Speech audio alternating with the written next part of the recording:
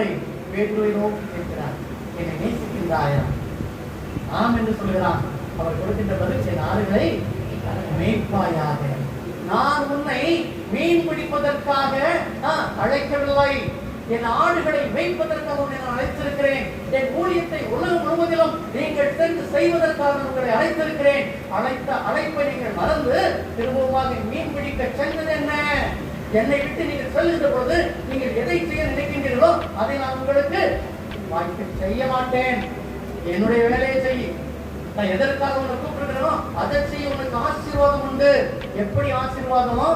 ஊழியத்தின் ஆசீர்வாதம் மாத்திரமல்ல, உலக பிரகாரமான ஆசீர்வாதமும் உண்டு.